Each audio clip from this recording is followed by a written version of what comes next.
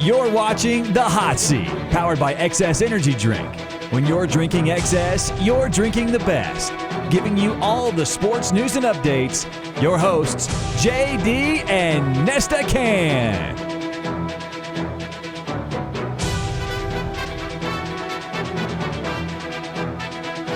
Into the predictions of this year's 2021, just to make sure, since we can go back later on to know what season we're talking about. 2021 NFL season.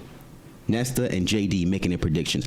AFC East. Should we start with you or should we start with me? I see you peeking at my cheat sheet right here. No, because I actually am very generous. I have the Bills finishing 12-15. I have the Patriots being second at 9-8. I have the Dolphins at 8-9. I have the Jets at 5-2. And break down why do you think each team's going to finish that way? I think the Bills are the best team in that division, hands down. Honestly, I think the Patriots. I think this is a building year for them. Don't forget, last year they had a lot of their starters missing games, so I think it's going to be some rust there and kind of set it off. The other part is it'll be interesting to see what it looks like. I mean, one of the things they said was that Matt Jones was teaching Cam Newton the playbook. Yeah, everyone's always said that Patriots playbook is very difficult to understand and read, like your first year, right? So I think Matt Jones might be a phenomenally smart person. I just don't think that in year one they take that division, especially considering how good I think the Bills can be this year. Okay, and you got the Jets and the rest of the guys. Yeah, I have the Dolphins 8-9. I mean, the Dolphins. I think the two things that are coming and play a part in terms of them deciding what they're going to do in that direction. And I think the Jets are. I think the Jets are 2 years away from being competitive. But I think they did the right thing, bringing in Zach Wilson, and giving him the ball day one. All right, fair enough. I have the Patriots finishing 10-7, winning the division. I've got the Bills finishing at 9-8. The Dolphins finishing at 7-10, and I have the Jets finishing at 5-12. Now I have the Patriots finishing ahead of the Bills. I know it sounds crazy. I just feel Bill Belichick is sneaky, man. He got all their players returning this year. They did pretty well last year with a lot of people opting out and a lot of people injured. And I just feel now that he has his full squad back, everyone's returning. He knows who he has as his quarterback. They spent a lot of money in free agency. I just feel he's just sneaky, man. You can never count him out. Listen. I think you're thinking about a Tom Brady, Bill Belichick. I don't think we know. Everyone does that. They don't give him the credit. We don't know. We don't know. Think about it. There's only 1 year where they haven't played together, right? And that 1 year, Tom Brady goes on and wins a Super Bowl. Bill Belichick's team, obviously, there's an array of things that kind of happen. Bill Belichick, in a lot of ways, is still an unknown. I'm not taking away from his championship. I don't think the Patriots win the championship without Bill Belichick and Tom Brady together. As I was just trying to say, people together. Me, and a couple of guys have this conversation. People say, coaches, it's not the coaches, it's the players. Yeah, at the end of the day, the players got to go out there and play. They want to know which one is more important. But at the end of the day, I think the system that those players in, the system helps them, I agree with you. But that's why a lot of people who are for the players debate say, you know what? That's why when players leave different systems and go with different things, they win championships to show you it's the players. And I mean, at the end of the day, you're great. So that's why Brady could go into different systems, learn it, and then be successful because he's just that great. But Bill Belichick, man, you make it seem this is his first rodeo with New England. You forgot what he was doing before this? Yeah, he was a coach of the Jets for 24 hours. So you're telling me the Bills lost the Super Bowl because of him? You think the Bills take a step back in this division? I do. I think they're gonna. I don't know. I think Diggs gonna. Like I told you earlier, Diggs is gonna get hurt. I know. I had this feeling Diggs is gonna get hurt. He's gonna get hurt. He's gonna regress a little bit. I don't know.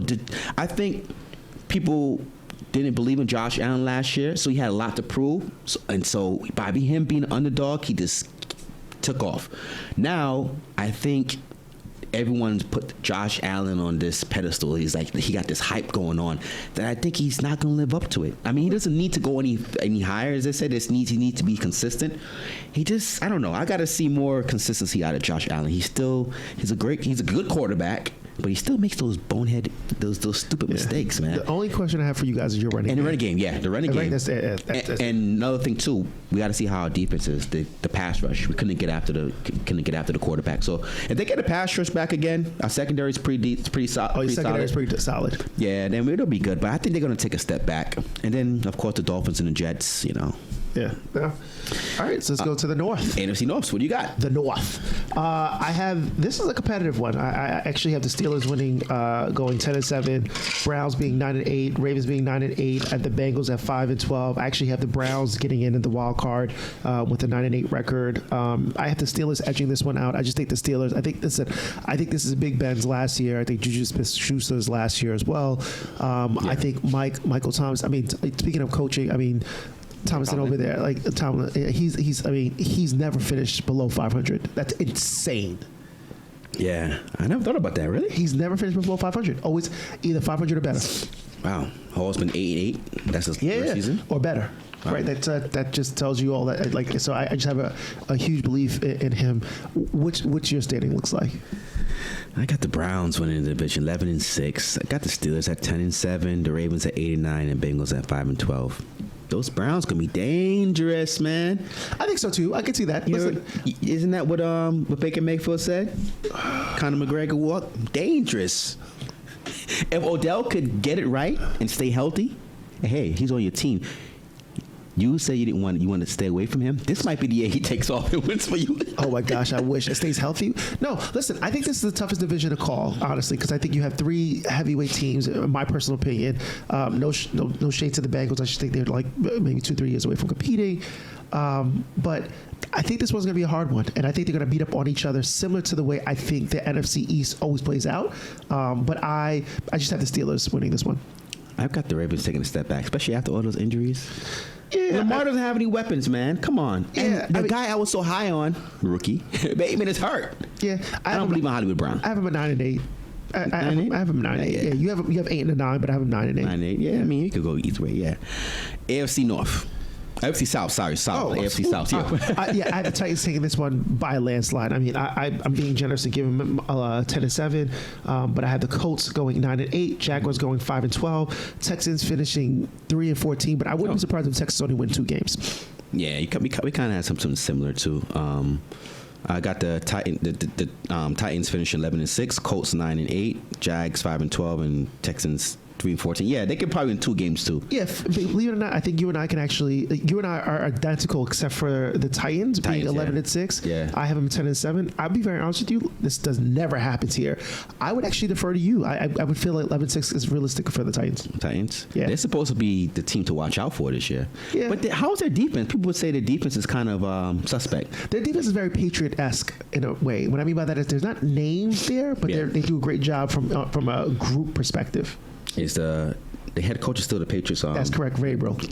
He's done a pretty good job over there. Yes, he has done. Think about it. They've been in playoffs, and no one's even expected them to be competitive. So, like, Mike Vrabel's done a fantastic job over there. Tannehill's on a lot of your fantasy leagues. You got him in a couple of leagues? I got Tannehill in 2 of my leagues. Oh, he actually was a good quarterback second half of the season, right?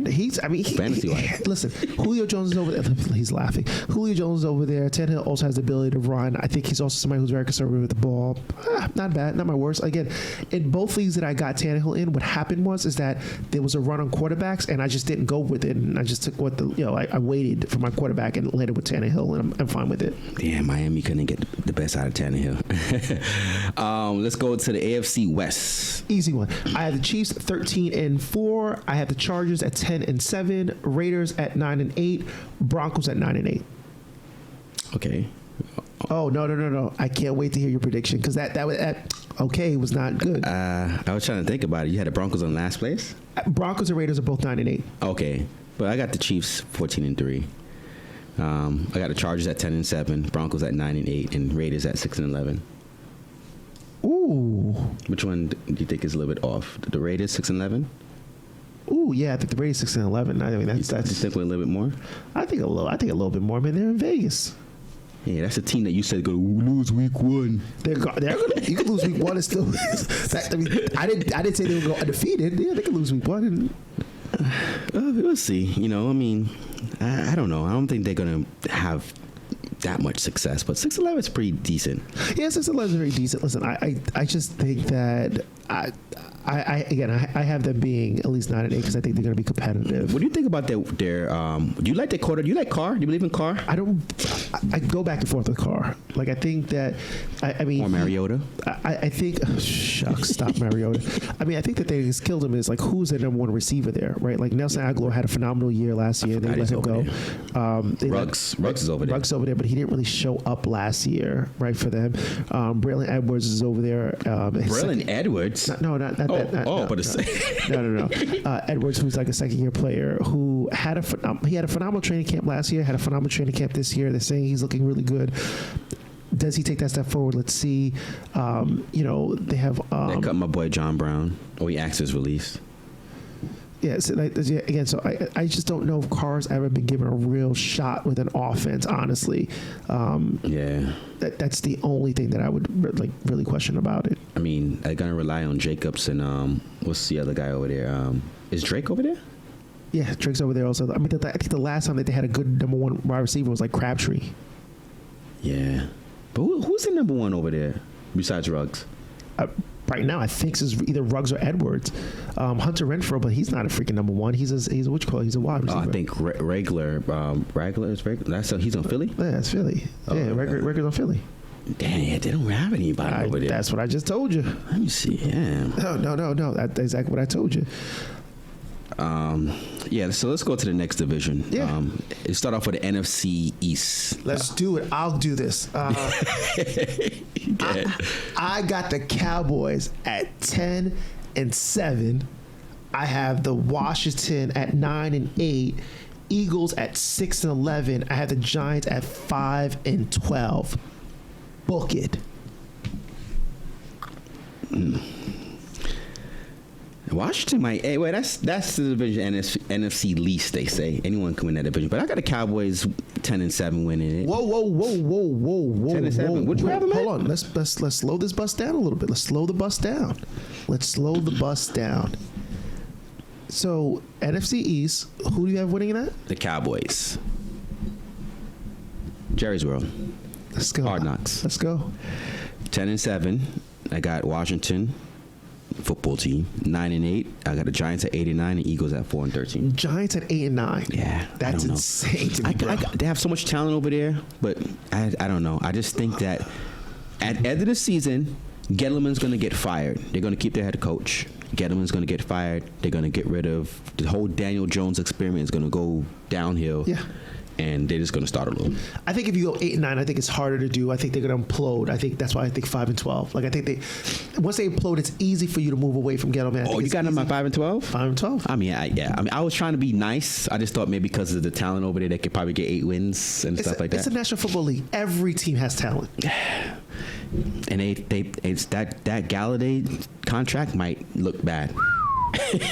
As somebody who owns Galladay in some leagues, like, I hope he at least plays for the contract. At least if he plays all 15 or 16 games and stinks, at least he played. But if he doesn't play, it's just like homeboy who's robbing you guys, Mosley. He's robbing the Jets.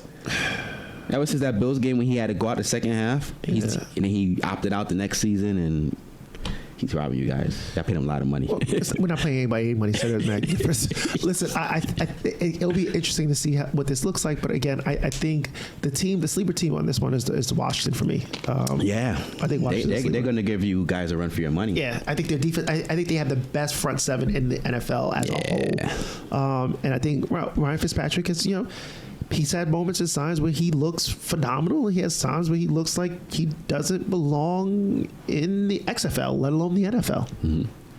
Just remember, he has a rookie wide receiver that won't have on my team too. So just watch out for Brown. Anyway, let's go to the NFC North.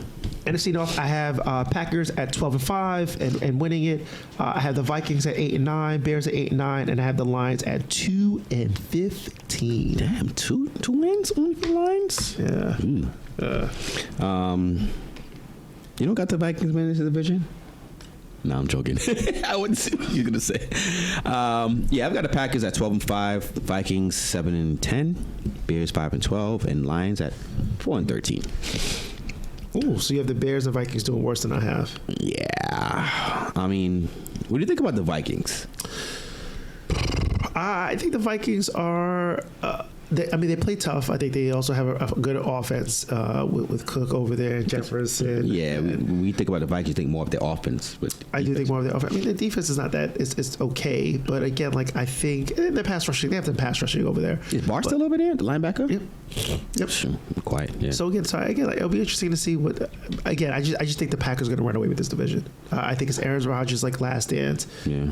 And I think they're just going to run away with it. If Fields starts game 1 and stays healthy and plays throughout the season, do you think the Bears have a chance to make some noise?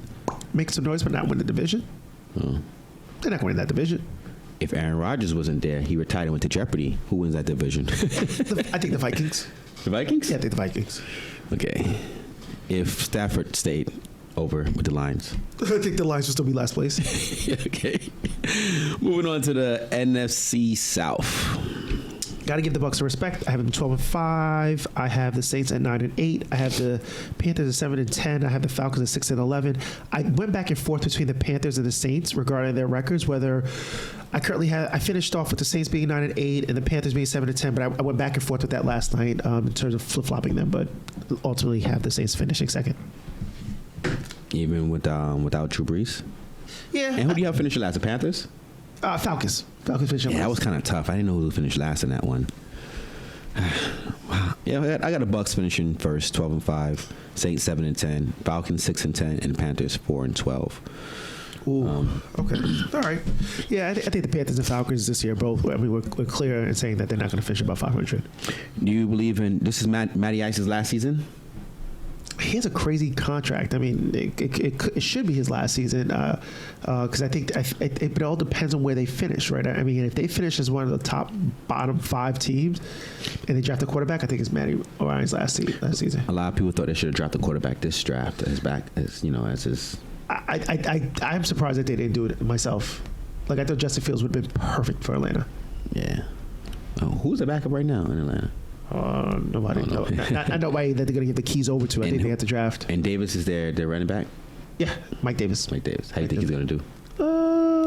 I don't think Mike Davis will have the job come the second half. I think they're going to start going with the youth movement. Honestly, unless they view Mike Davis as their future, as part of their future. I can see them trying to push the youth movement in the second half. And if you were the Saints head coach, who would you start as quarterback? I start Jameis Winston, but I used Tyson Hill periodically from a gimmick perspective. I think he keeps defenses on their toes. He has the ability to run and also throw, and I think it also opens up lane for Alvin Kamara in a different kind of way. Yeah. Do you think they should have kept Teddy Bridgewater? Saints, remember they had Teddy? They did have Teddy. There's something about Teddy, man. He played a little bit. I think when Drew Brees hurt his arm or something like that. I know, but there's just something about Teddy, man. Like he's just somebody who just never ever even he had a great year with the Panthers last year, and they moved on from him and brought Sam Donald in. Why they keep getting rid of Teddy? No one believes him. I don't know what it is. That's what I'm saying to you. Like there's something with Teddy. Like I mean, I know he had that injury. He had the crazy injury or whatever, and it took him like 2 seasons to rehab. But even the Jets had him at one point, and they were like, all right, like he was a backup. Really? The Jets had him? Yeah, man. Wow. Yeah. I can't remember that. He's a journeyman now, right? Yeah. I mean, after that major injury he had, like with the Vikings, it took him like 2 seasons to be able to get back into swing play. Went on to the NFC West. Ooh, this division is going to be really great. I have Rams at 12-5. I have the 49ers at 11-6. I have the Seahawks at 10-7, and I have the Cardinals at 8-9, with 3 of the 4 teams making the playoff.